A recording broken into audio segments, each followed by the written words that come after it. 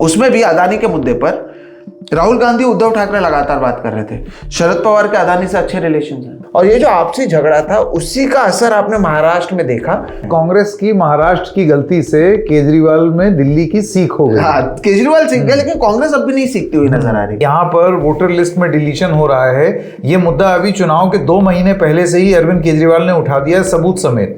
अब कांग्रेस बड़े भाई की भूमिका निभाई, यही बड़ा भाई छोटा भाई जो है बीजेपी शिवसेना में हम पहले देखते थे। तो इंडिया गठबंधन क्या केवल नरेंद्र मोदी और उनके एनडीए के खिलाफ केवल लोकसभा के लिए आपने बनाया हुआ एक गठबंधन था या वाकई आप लोग कई मुद्दों पर साथ कि इंडिया गठबंधन में कांग्रेस फोकल पॉइंट नहीं बन सकती? और ये महाराष्ट्र में इसलिए महत्वपूर्ण है क्योंकि आप इसे इकोनॉमिक जो स्टेट है, इकोनॉमिकली वेल्दी स्टेट है, वहां पर एक कमजोर विपक्ष का मतलब है कि बीजेपी और उनके सहयोगियों को इसका बहुत फायदा होगा। नमस्कार और इस विशेष प्रस्तुति में आपका स्वागत है। आज हमारे साथ हैं एसएम ऑफिशियल के सोहित मिश्रा, आपका बहुत बहुत स्वागत। सोहित, महाराष्ट्र की राजनीति लगातार गरमाई हुई थी भी, उसके बाद नतीजा आया तो और ज्यादा गर्मा गई। और क्योंकि महाराष्ट्र की राजनीति की एक पृष्ठभूमि 2019 के बाद ऐसी हो गई है सोहित कि जरा ऐसे लगता है कि नथिंग इज फाइनल, कभी भी कुछ भी पलट सकता है। तो अभी भी मुझे ऐसे लगता है कि इसको डन चैप्टर ना समझा जाए, अभी भी कुछ भी हो सकता है। बिल्कुल, और 5 साल में संकेत हमने यही सीखा है कि कभी भी कुछ भी हो सकता है, कभी कोई डन चैप्टर नहीं है। आप 4 महीने पहले देखिए अजित पवार खत्म थे, 1 सीट जीत के है थे, अब 41 सीट जीत कर डेप्यूटी चीफ मिनिस्टर बने। करेक्ट। तो कभी भी कुछ भी हो सकता है, ये बात तो सही है। लेकिन आज हम बात करेंगे महाराष्ट्र विकास अघाड़ी की, MVA, जिसकी उम्मीद बहुत जगी लोकसभा के चुनाव के बाद, बहुत बम्पर उनको सफलता मिली। उसके बाद उनकी उम्मीद जगी कि ये तो विधानसभा में भी ये पूरा का पूरा ट्रांसलेट हो जाएगा। और अगर आप लोकसभा की जीत को विधानसभा में अगर कंपेयर करें तो they had valid reasons to feel this way also. लेकिन कुछ बदला, कुछ पलटा। इसमें आपके हिसाब से मेरा जो सबसे पहला सवाल है, कितनी भूमिका जो सत्ता में थे उनकी थी अपनी सत्ता बचा लेने की, और कितनी भूमिका इन लोगों की थी बहुत ज्यादा मगरूर हो जाने की या इस चीज में मगन हो जाने की कि हम तो आ ही रहे हैं? बिल्कुल।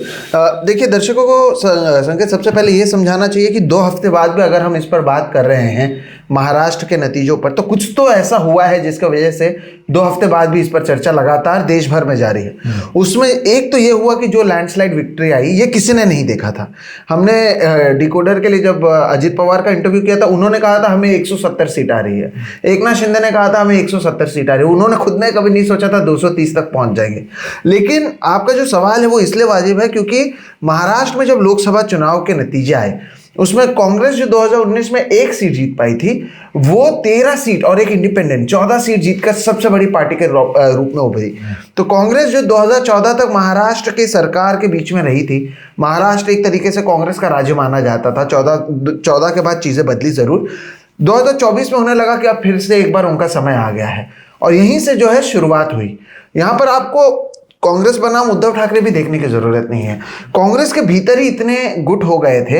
एक नाना पटोले जो अध्यक्ष हैं, उनका एक अलग गुट है, एक दूसरे सीनियर नेताओं का गुट है जिन्हें माना जा रहा था कि नाना पटोले के आने की वजह से उन्हें पूरी तरीके से साइडलाइन कर दिया गया है।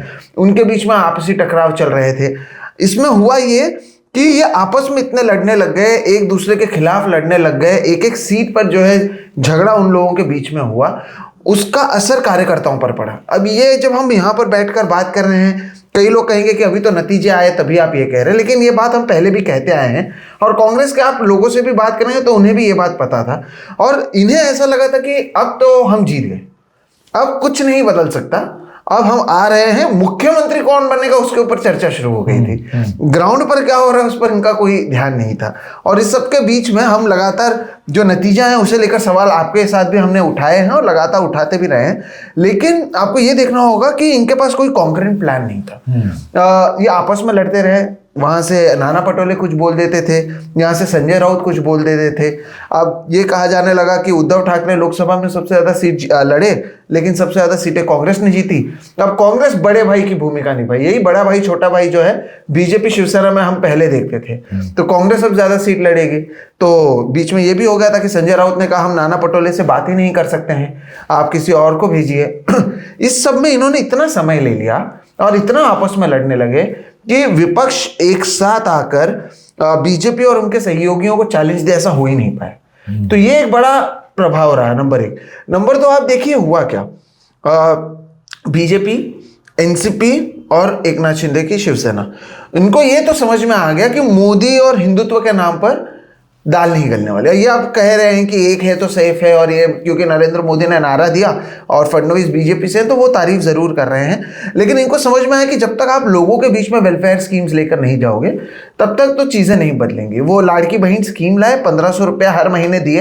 अब आप देखिए इसमें भी अब चीजें बदलेंगी, क्योंकि महाराष्ट्र में 1 करोड़ के आसपास महिलाएं हैं जो गरीबी रेखा के नीचे हैं, और लाड़की बहन स्कीम ये कहता है कि जिनकी सालाना आय 2.5 लाख से कम है उन्हें हम 1500 रुपए देंगे, और सरकारी डेटा कहता है कि 1 करोड़ के लगभग महिलाएं जो गरीब हैं। इन्होंने 2.5 करोड़ महिलाओं को 1500 रुपए हर महीने दिए। अब उसे शायद ये बंद कर देंगे, कई लोगों को कहेंगे कि नहीं आप इस रेंज में नहीं बैठते, लेकिन चुनावों तक उन्होंने इसे जारी रखा और उसका फायदा उन्हें हुआ। दूसरी तरफ हम जब कांग्रेस के नेताओं से बात करते थे, विपक्ष के नेताओं से बात करते थे कि आपका इसके पास काउंटर क्या है, तो उनके पास पहले तो काउंटर था नहीं। पहले उन्होंने कहा कि सरकारी तिजोरी पर असर पड़ेगा, फिर उन्होंने कहा कि 1500 का हम 3000 कर देंगे। तो इसमें भी जो समय गया, और ये आपसी जो लड़ाई थी वो महाविकास आघाड़ी के खिलाफ गई है, और शायद वो लड़ाई अब भी जारी है। अब भी कोई एक दूसरे से बात नहीं करना चाहता। अब भी आप बताइए, 23 तारीख को नतीजे आए हैं, हम जब तक रिकॉर्ड कर रहे हैं, एक जगह जहां पर इन तीनों ने साथ में आकर कोई प्लान बनाया, जो इंडिया गठबंधन के साथ भी हो रहा है कि चुनाव में साथ में नजर आते हैं, फिर सीपीआईएम अलग है, ममता बनर्जी अलग है, राहुल गांधी अलग है। यहाँ पे भी वही है, महाराष्ट्र कांग्रेस के नेता आपस में लड़ रहे हैं, शिवसेना से उनकी बात नहीं हो पा रही, उद्धव ठाकरे कहीं पर नजर नहीं आ रहे, शरद पवार कुछ जगहों पर अकेले अकेले घूम रहे, तो ये अकेले अकेले वाली पार्टी ही नजर आ रही है। मुझे ये बताइए कि ये जो कांग्रेस पार्टी ने आरोप लगाया कि ये इन्होंने धांधली की, वोटर्स का नाम मिटा दिया और इस तरीके से ईवीएम में धांधली की और इलेक्शन कमीशन के साथ मिलके धांधली की, ये सब आरोप लगे चुनाव के एकदम बाद। नांदेड़ के नतीजे के बारे में भी जिक्र किया गया। क्या जो बाकी घटक दल हैं वो भी ये आवाज उठा रहे हैं, या वहां पर भी अलग अलग मत है? क्योंकि जिस फोर्स से ये बात कही जानी चाहिए, जितना गंभीर आरोप था और जिस फोर्स से ये बात सामने आनी चाहिए, मैं उस फोर्स से आते हुए देख नहीं रहा हूं। मैं वही कह रहा था कि इन्होंने ईवीएम का मुद्दा उठाया, तीनों ने उठाया। उद्धव ठाकरे ने भी सवाल उठाया, शरद पवार ने भी सवाल उठाया, और कांग्रेस ने भी सवाल उठाया। आगे क्या किया इन्होंने क्या किया, मैं आपको, इन्होंने ट्विटर पर ट्वीट कर दिया, 1-2 बयान दे दिए और सवाल उठाने की बात कही, एक आधा लेटर लिख लिया। किया क्या, साथ में आप आए इतने दिन बाद मार्केटवाड़ी पर, वो जो गांव के लोग हैं सोलापुर के, उन्होंने खुद पैसा इकट्ठा किया और बैलेट पेपर से चुनाव करने के बाद उन्होंने खुद 2.5 लाख रुपए इकट्ठा किए, और वहां पर बहुत सारे तनाव हुए, पुलिस आई, 144 धारा लगाई गई, उसे नहीं करने दिया गया, लेकिन ये काम लोगों ने किया, विपक्ष ने नहीं किया। तो आप अगर कह रहे हैं कि आपके साथ गलत हुआ, उसके बाद आपने किया क्या? यहीं पर तो आपका फेलियर समझ में आता है ना। आपके कार्यकर्ता हैं, आपके पास लोग हैं, अच्छा कम से कम आप प्रदर्शन कर सकते थे। एक विरोध प्रदर्शन आप मुझे पूरा महाराष्ट्र में बताइए जो विपक्ष के नेताओं ने मिलकर किया इस मुद्दे पर, जबकि ये इनके लिए शायद सबसे बड़ा मुद्दा है। अब होगा ये कि अब ये स्ट्रैटेजी बनाने को बैठेंगे, फिर उसके बाद आ जाएगा न्यू ईयर्स, क्रिसमस, तो ये छुट्टी पर चले जाएंगे, फिर जब विदेश से लौटेंगे तब करेंगे। ऐसे में होगा ये जो मोमेंटम का समय था ये बिल्ड करने का, वो तो आपके हाथ से चला गया। नई सरकार बैठ गई, वो तब तक और चीजें, सरकार को भी पता है कि कैसे मुद्दे से ध्यान भटकाना है। अब वो भी तो पॉलिटिकल पार्टी है, भारतीय जनता पार्टी हो, शिंदे हो या अजित पवार हो, तो आपके तरफ कम से कम ध्यान कैसे जाए, वो भी चाहेंगे कि अच्छा सोहित, इन शार्प कॉन्ट्रास्ट आप ये देखिए, जैसे दिल्ली के संदर्भ में यहाँ पर वोटर लिस्ट में डिलीशन हो रहा है, ये मुद्दा अभी चुनाव के 2 महीने पहले से ही अरविंद केजरीवाल ने उठा दिया है, सबूत समेत, और उस पर इतना हल्ला काट दिया है कि अभी उस पर अटेंशन है और फोकस भी है, चर्चा में आ गई बात। कांग्रेस ने ये नतीजों के बाद बोला, ये बात नतीजों से पहले क्यों नहीं बोली? जी बिल्कुल, क्योंकि एक सवाल ये भी हो सकता है ना, अब हार गए तो आपको ये सारी चीजें दिख रही हैं, पहले बता देते। ये हरियाणा में भी आपने आरोप लगाया, ठीक, आपने हरियाणा में आरोप, अच्छा आप देखिए कि हुआ क्या है, और इस पर हमने भी बात की है कि विपक्ष की कितनी बड़ी गलती है। लोकसभा चुनाव से पहले आपने इस मुद्दे को उठाया, आपने चुनाव आयोग को पत्र भी लिखे थे ईवीएम के बाद। लोकसभा चुनाव में कांग्रेस 99 सीट जीती, उसके बाद कांग्रेस कब गई चुनाव आयोग के पास? हरियाणा में आपने आरोप लगाया, हरियाणा के ठीक बाद महाराष्ट्र में होने वाला था चुनाव, तब भी क्या आप गए? क्या आपने महाराष्ट्र चुनाव के समय किसी भी नेता ने उस समय कहा क्या कि हमें बैलेट पेपर पर इलेक्शन होने चाहिए? तब तक तो आप कह रहे थे हम सरकार में लौटेंगे, हम 170 लाएंगे, 160 लाएंगे। वो जब नहीं हुआ संकेत और जब ऐसे नतीजा है, हम अभी कह रहे हैं कि जो नतीजा है वो तो किसी ने नहीं सोचा था, लेकिन आप हारने के बाद अगर बोलोगे तब इसे कौन गंभीरता से लेगा? ये तो एक सवाल है ना। वो मार्केटवाड़ी के लोगों ने खुद किया। अब क्या हो रहा है आप देखो, मार्केटवाड़ी के लोगों ने जब किया तो शरद पवार अब वहां पर गए हैं। अब कहा जा रहा है कि नाना पटोले और हो सकता है राहुल गांधी वहां पर जाकर रैली निकालेंगे। अब इससे भी ये क्या हासिल कर लेंगे? वहां के लोगों ने तो कर दिया, अब फिर वही गांव में आप जाओगे, वही लोगों से बात करो, वो तो कह ही रहे ना।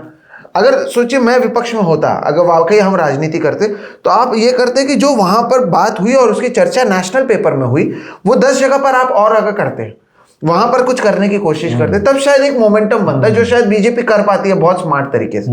यहाँ पर कांग्रेस पार्टी में राहुल गांधी खुश हैं कि प्रियंका गांधी आ गई हैं, वो कभी उनकी तस्वीर खींचते हैं, कभी उनके साथ वायनाड जा रहे हैं। इस चक्कर में उन्होंने महाराष्ट्र जैसा एक बड़ा राज्य जो है खो दिया, और ये कांग्रेस की लापरवाही से हुई। क्योंकि जमीन पर आप देखिए, एक सीट जीतने वाला शख्स, वो उनकी भी मौत हो गई थी 2022 में, लोकसभा में इनका प्रैक्टिकली कोई नहीं था महाराष्ट्र से, उनको लोगों ने 13 सीट दिए।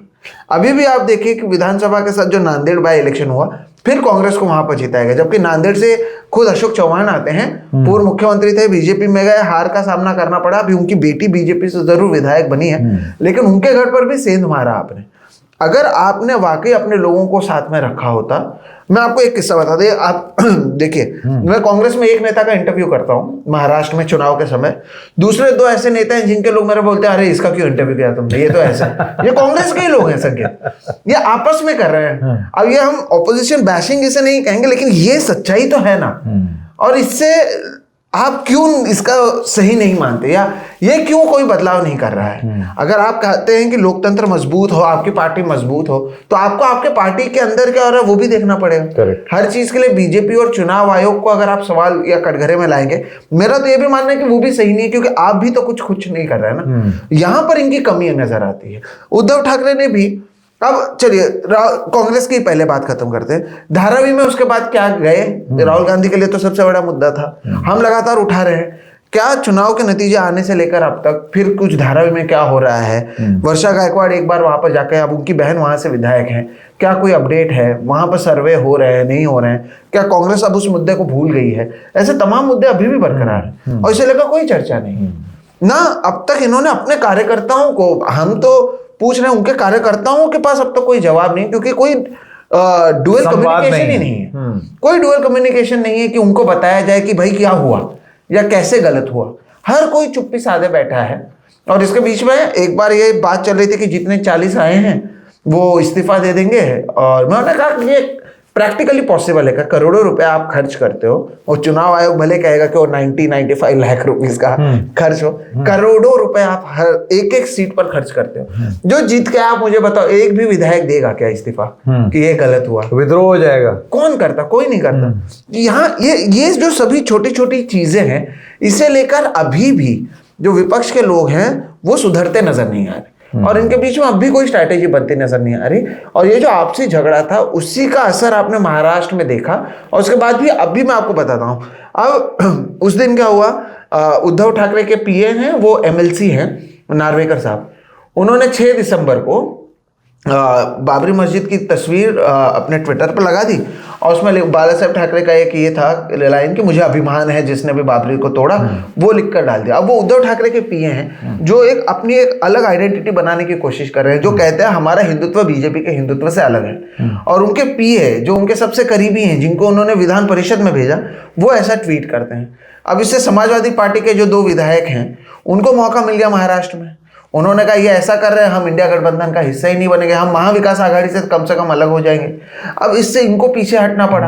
अब उद्धव ठाकरे की भी जो क्राइसिस हो गई है, अब बीएमसी से पहले जो महानगर पालिका चुनाव होने वाले हैं, उससे पहले उन्होंने अपने सभी पार्षदों को बुलाकर कहा कि आप जाइए और लोगों को बताइए कि हम हिंदुत्व के मुद्दे को नहीं भूले और उसे हम कैसे चेंज करें। लेकिन क्या आप वो हार्ड स्टैंड वाले हिंदुत्व का मुद्दा लेने वाले हैं? क्योंकि वो तो बीजेपी कहती है कि आप उसे भूल गए हैं। तो ये जो कंफ्यूजन है और इसके बीच में ये जो सेल्फ गोल है, वो सभी चीजें इनके खिलाफ गई हैं।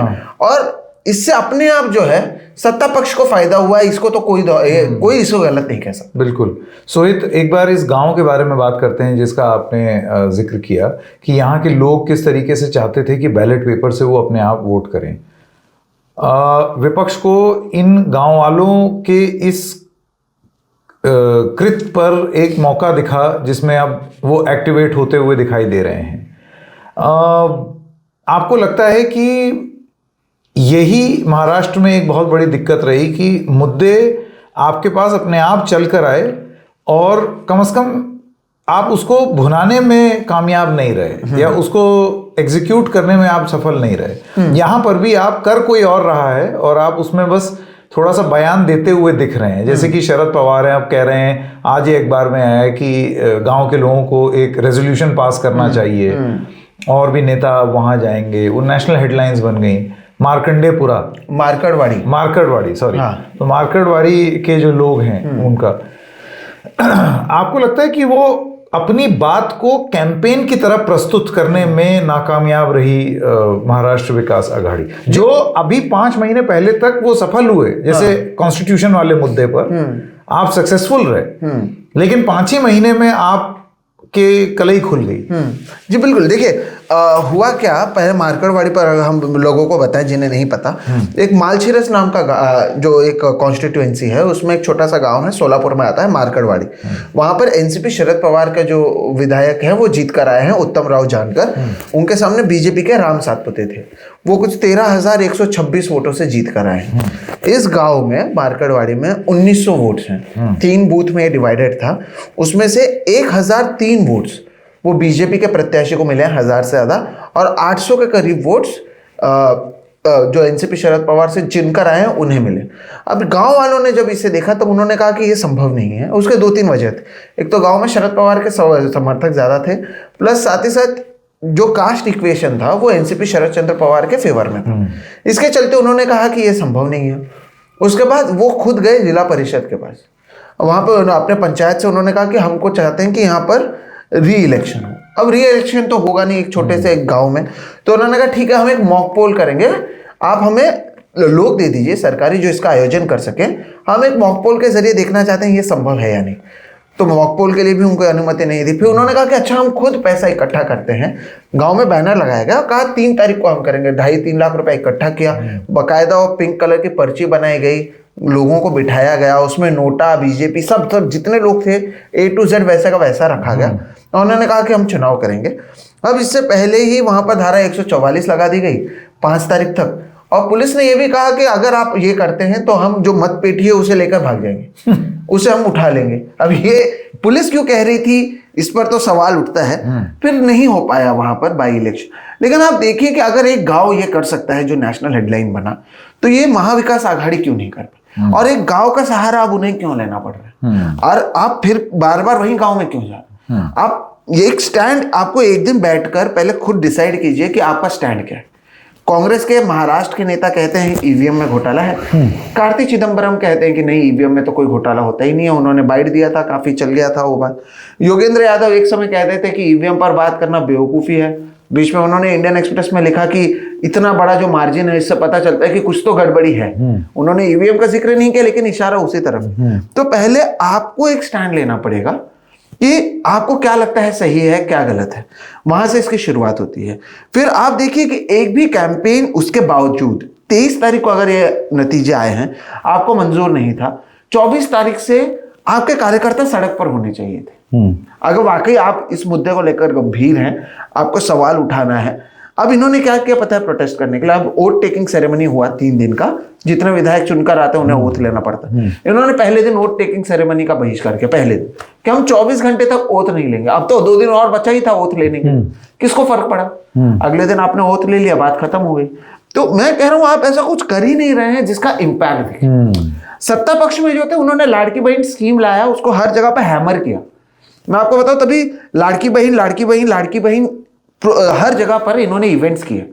अजित पवार तो गुलाबी कलर का जैकेट पहनकर घूमते थे हर जगह, हर किसी ने मजाक उड़ाया, लोगों ने कहा कि वो खत्म हो गए। लेकिन उन्होंने उस कैंपेन पर फोकस किया जो टॉकिंग पॉइंट बन गया। अब मैंने आपने इलेक्शन के समय कितनी बार संकेत इस पर बात की, लेकिन आपने इलेक्शन के बाद अगर आप वाकई मानते हैं कि ये गड़बड़ी है, और अगर है तो ये लोकतंत्र की बड़ी गड़बड़ी है, जिसके ऊपर हमने माधव देशपांडे एक ईवीएम के एक्सपर्ट हैं जो बराक ओबामा के एडमिनिस्ट्रेशन में थे, तब भी हमने वीडियोस किए हैं, हमारे वीडियोस डिमोनेटाइज हुए, हम लगातार बात करते आए हैं संकेत, ऐसा नहीं है कि नहीं किए। इन्होंने कुछ नहीं किया, आप अब भी कुछ नहीं कर रहे, आप एक कैंपेन नहीं बना पा रहे हैं। अभी अगर शरद पवार उसी गांव में जा रहे हैं, अभी नाना पटोले जाने वाले हैं, तो आप तो कंसोलिडेट होकर कुछ कर ही नहीं रहे। सही बात। तो फिर लोग क्यों इसे गंभीरता से लें? क्या आप खुद इसे लेकर गंभीर हैं? और अगर गंभीर हैं तो वो गंभीरता दिखाई क्यों नहीं दे रही? तो ये एक डिफरेंस जो है दोनों साइड में रही। एक तो ये आपस में लड़ते रहे सीटों को लेकर, ये सीट तुम्हारा, ये सीट मेरा। आप देखिए इन्होंने 4 नवंबर से कैंपेनिंग की शुरुआत की, दिवाली के बाद से, तो आपके पास बचा ही 15-16 दिन। उसमें भी अदानी के मुद्दे पर राहुल गांधी, उद्धव ठाकरे लगातार बात कर रहे थे, शरद पवार के अदानी से अच्छे रिलेशन हैं। तो यहां पर भी आपके बीच में जो गड़बड़ी है वो नजर आई। संजय राउत एक तरफ बोल ही रहे थे, नाना पटोले दूसरी तरफ बोल ही रहे थे। तो कई जगहों पर, सोलापुर की आप बात कीजिए, यहाँ पर प्रणीति शिंदे अभी वो एमपी बन गई हैं, उन्होंने वहां पर उद्धव ठाकरे के जो कैंडिडेट थे उसका समर्थन नहीं किया विधानसभा में, और वहां पर उन्होंने किसी इंडिपेंडेंट का समर्थन किया। हालांकि वो इंडिपेंडेंट भी हार गया, उद्धव ठाकरे के जो कैंडिडेट थे वो भी हार गए। लेकिन आप देखिए कि कितने लेवल पर इस तरह से ये आपस में लड़ते रहे, झगड़ते रहे, और इनके कार्यकर्ता एक साथ नहीं आ पाए। इसकी वजह से आपकी जो आवाज भी पहुंचनी चाहिए थी वो नहीं पहुंची। और ये भी मैंने पहले भी कहा है कि जो लोग वोट भी दे रहे हैं ना महाविकास आघाड़ी को, वो इनके मुद्दे पर नहीं दे रहे हैं, क्योंकि आप उस मुद्दे को नहीं उठा रहे। बेरोजगारी पर दे रहे हैं, वो महंगाई पर दे रहे हैं, ये मुद्दे को आप नहीं उठा रहे हैं। लोगों को बीजेपी और महायुति से बहुत गुस्सा है, और उनके पास ऑप्शन में आप हैं, इसलिए आपको वोट दे रहे हैं। आपने ऐसा कुछ क्रिएट नहीं किया, या आपका जो गुस्सा है या आपके जो मुद्दे हैं वो रिफ्लेक्ट नहीं हो पाए। आपका जो आपने लोगों के सामने अपने बात भी रखी वो कहीं पर नहीं पहुंच पाई। कि इन्होंने भी कहा था कि अगर वो 2100 करने वाले हैं 1500 का, तो हम 3000 करेंगे। वो बात भी आप लोगों तक पहुंचा नहीं पाए। तो ऐसा कोई भी आपका मुद्दा नहीं था जो घर घर तक पहुंच पाया, जिसकी वजह से भी लोग आपके साथ जुड़े। लोग सरकार से नाराज होकर आपको वोट दे रहे थे, आपसे खुश होकर आपको वोट नहीं दे रहे थे। ये बात तो इनको भी माननी पड़ेगी। ये बहुत इंटरेस्टिंग है। अब सोहित, मैं ये पूछना चाहता हूं कि इंडिया गठबंधन और महाराष्ट्र विकास आघाड़ी में कांग्रेस को लेकर के एक जाहिर सी बात है 2024 के चुनाव के बाद में एक ये हो गया था कि अब कांग्रेस बड़ा दल, और कांग्रेस महाराष्ट्र में ये भी बोलते हुए सुनाई दे रही थी कि देखिए हमने तो एक्चुअली कुर्बानी की है, हम कायदे में और सीटों पर लड़ सकते थे, हमारा हक बनता था, और हम नहीं लड़ रहे हैं, हम अकोमोडेट कर रहे हैं। तो ये बिग ब्रदर की बात कहां से आ गई? आपको लगता है कि महाराष्ट्र के चुनाव कांग्रेस के सेंट्रल फोकल पॉइंट होने को लेकर के एक बड़ा निर्णय इंडिया गठबंधन में तय कर सकती है, जिसके बारे में ऑलरेडी बातचीत शुरू हो गई है? आप देखिए ममता बनर्जी, शरद पवार का समर्थन ममता बनर्जी को कि इंडिया गठबंधन के लिए ये बुरी चॉइस नहीं है। तो अब ऑलरेडी वो बातें शुरू हो गई, पहले हरियाणा और अब महाराष्ट्र, कि इंडिया गठबंधन में कांग्रेस फोकल पॉइंट नहीं बन सकती। आज नीरजा चौधरी जी ने इंडियन एक्सप्रेस में एक आर्टिकल लिखा, उसमें उन्होंने एक लाइन बहुत अच्छी लिखी कि हरियाणा और महाराष्ट्र में जो हुआ उसकी वजह से जो लोकसभा में हुआ था उसे लोग भूल गए। तो दोनों चीजों को भूल गए कि जो बीजेपी कम सीट जीत पाई थी 240, उसे भी लोग भूल गए हरियाणा और महाराष्ट्र के बाद, और कांग्रेस जो 99 सीट जीत पाई थी उसे भी भूल गए। तो हरियाणा में आपको हार मिली, फिर महाराष्ट्र में आपको हार मिली, इसकी वजह से भी अब कांग्रेस को लेकर तमाम सवाल उठ रहे हैं। इनके आपसी पार्टी के अंदर ही इतने झगड़े, मैं आपको बताऊं महाराष्ट्र के अंदर कम से कम 4-5 गुट हैं। मुंबई में झगड़े 2024 लोकसभा में भी तो होंगे जी, लेकिन तभी माहौल ही ऐसा बन गया था जिसका इन्हें फायदा हुआ। और लोकसभा में फिर भी 48 सीटें हैं। जब ये 48 के 288 हो गए तो उतने प्रत्याशी आ गए, और लोकसभा में तो ये था कि सेंट्रल पर फोकस था। अब यहाँ पर आपको ये भी समझना होगा कि हर एक जो एमएलए हैं उनके अपने अपने लोकल इश्यूज प्लस लोकल फायदे नुकसान को भी देखा जाता है, तो उसके आधार पर चीजें हुई। अब यहाँ पर हार तो हुई, इसके वजह से अब देखिए शरद पवार ने कह दिया कल कि ममता बनर्जी एक अच्छा नेतृत्व कर सकती है, ममता बनर्जी ने कह दिया। अब इन दोनों के अगर आप एक चीज कॉमन देखें, चाहे शरद पवार हो या ममता बनर्जी हो, इन दोनों के अदानी से भी रिश्ते अच्छे हैं। अगर आप देखें तो ये भी आप इसे अदानी मुद्दे से भी जोड़कर देखें कि अदानी को भी पता है कि कौन अपने करीब हो सकता है, कौन दूर हो सकता है। तो जो करीब इंडिया गठबंधन में है उनको और करीब लाया जा रहा है, और अब वो खुलकर बोल रहे हैं। लेकिन इसमें अगर आप शरद पवार और ममता बनर्जी को हटा भी दें, आप महाराष्ट्र के कांग्रेस के लोगों से आप पूछिए कि क्या राहुल गांधी वाकई महाराष्ट्र को लेकर गंभीर थे। राहुल गांधी ने महाराष्ट्र में कितनी सभाएं की, उसकी आप तुलना कीजिए राहुल गांधी ने उसी समय वायनाड में कितनी सभाएं की, प्रियंका गांधी ने वायनाड में कितनी सभाएं की, और महाराष्ट्र में एक राज्य बनाम एक सीट में भी अगर आप देखेंगे तो आप देखेंगे कि जो प्रायोरिटी है वो वायनाड की तरफ ज्यादा थी। और इसकी वजह से महाराष्ट्र जैसा एक बड़ा राज्य, आपने अपनी गलतियों की वजह से भी उसके कई परिणाम आए हैं। और उसमें आप देखिए, आप 13 सीटें जीत कर आने के बाद 16 विधायक सिर्फ आए हैं, 13 सांसद और एक इंडिपेंडेंट, 14 सांसद थे आपके और केवल 16 विधायक हैं। तो इतना बड़ा जो डाउनफॉल हुआ है, ईवीएम तो इसमें एक मुद्दा है और हम बात करते आए हैं, लेकिन इनकी जो आपसी लड़ाई है और आपस में अभी भी लड़ रहे हैं। और आप एक तरीके से तो आप खुद बीजेपी को फायदा पहुंचा रहे हैं। आप लोकतंत्र की बात करते हैं, आप खुद पार्टी के अंदर इतना लड़ रहे हैं, आपसी इतनी लड़ाई है, उसका तो परिणाम पड़ा है। और इसके वजह से आगे जाकर आप इंडिया गठबंधन भी जब देखेंगे तो इस पर तो असर पड़ेगा ही ना। टीएमसी आपके साथ में बैठती है क्या? आपके साथ में इलेक्शन लड़ रही है? नहीं, गठबंधन में नहीं लड़ती है। जब भी सीपीआईएम के नेता कह चुके कोई भी बड़ी बातचीत होती है तो ये हमें बुलाते ही नहीं है। तो इंडिया गठबंधन क्या केवल नरेंद्र मोदी और उनके एनडीए के खिलाफ केवल लोकसभा के लिए आपने बनाया हुआ एक गठबंधन था, या वाकई आप लोग कई मुद्दों पर साथ में? आप ये देखिए कि ये जो संसद सत्र चल रहा है सोहित, इसमें इस चीज को लेकर के भी खासा बवाल हुआ कि जब सीटिंग अरेंजमेंट्स तय हो रहे थे तो उसमें आपने समाजवादी पार्टी के फैजाबाद के जो सांसद हैं उनको पीछे कर दिया। आपने हमारे लिए अपने लोगों को आपने ज्यादा सीटें दे दी, और जो और घटक दल हैं इंडिया गठबंधन में उनको आपने प्रथम पंक्ति में उस तरीके का स्थान नहीं दिया जैसे कि देना चाहिए था। आप सरकार से अपने लिए ही नेगोशिएशन कराए। संसद में भी आप देखिए समाजवादी पार्टी कांग्रेस के साथ प्रोटेस्ट करते हुए नहीं दिख रही। अदानी वाले मुद्दे पर आप देखिए कि जहां कांग्रेस टहल टहल के टी शर्ट और जैकेट पहन पहन के और मास्क पहन पहन कर मोदी और अदानी के रिश्तों के बारे में बात करती है, वहां ये जज्बा आपको टीएमसी सांसद और समाजवादी पार्टी सांसद या शरद पवार के सांसद उनसे नहीं दिखता है।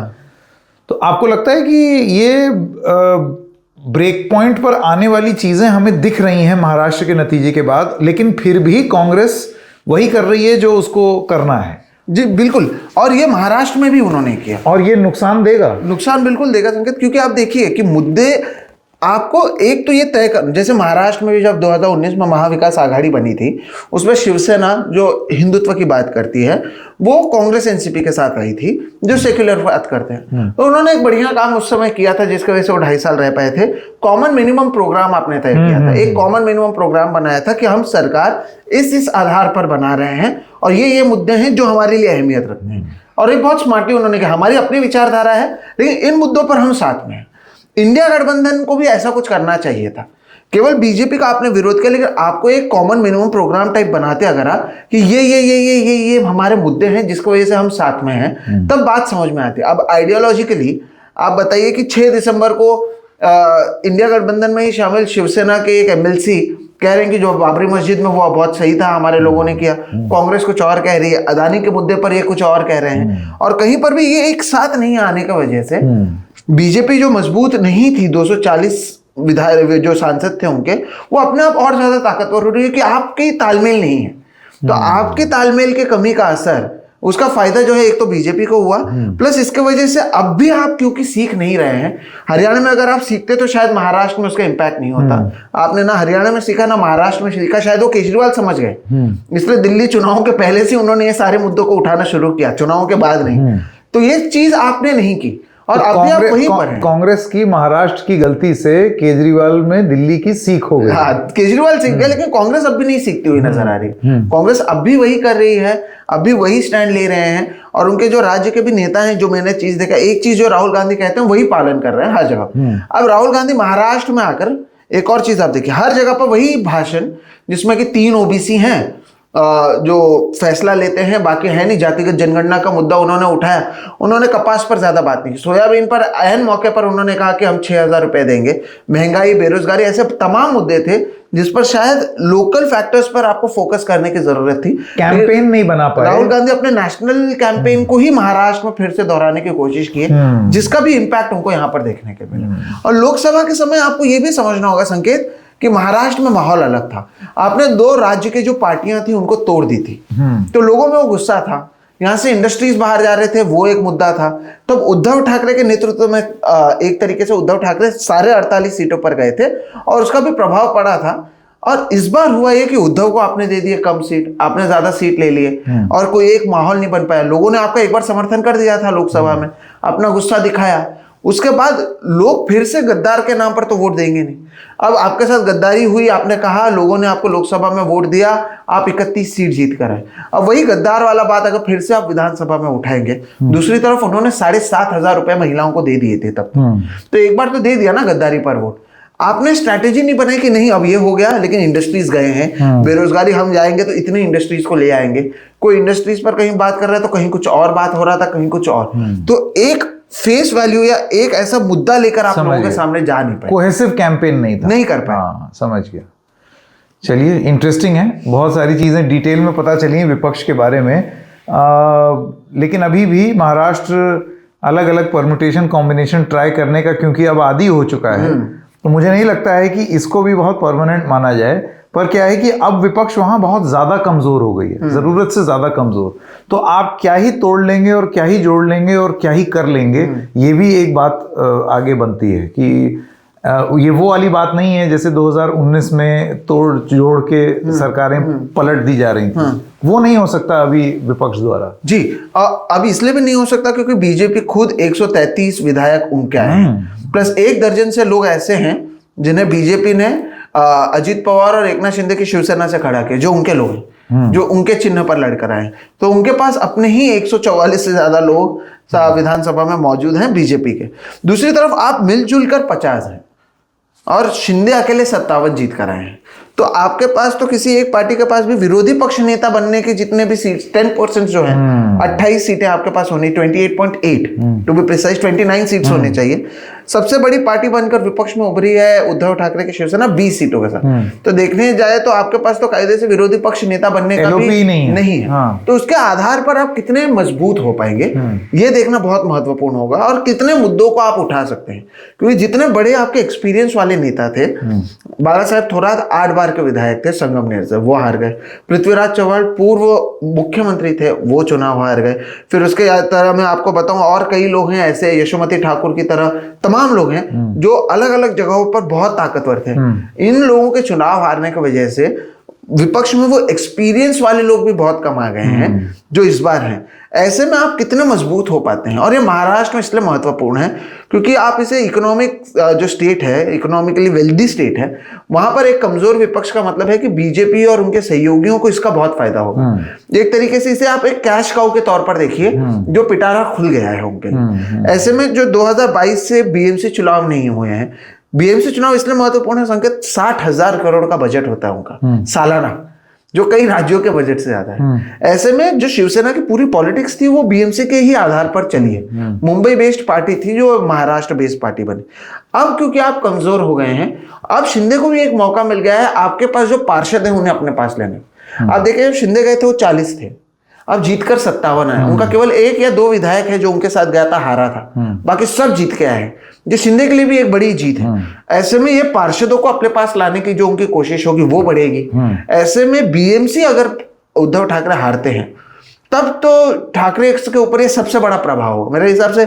महाराष्ट्र में भी अगर वो नहीं जीते तब भी वो इतने उनको मायूस नहीं होंगे जितने वो बीएमसी हारने पर मायूस होंगे। तो ये बहुत महत्वपूर्ण है और इसमें जो समय है विपक्ष की कमजोरी का असर यहाँ पर भी पड़ सकता है और इससे जो पूरी स्टेट पॉलिटिक्स है वो पूरे हमेशा के लिए बदल सकती है। ये बहुत महत्वपूर्ण रहने वाला है। बिल्कुल सोहित, बहुत बहुत धन्यवाद इस सब बात करने के लिए। अब जैसे कि हर कार्यक्रम के अंत में कहते हैं, आगे क्या होगा हम देखेंगे।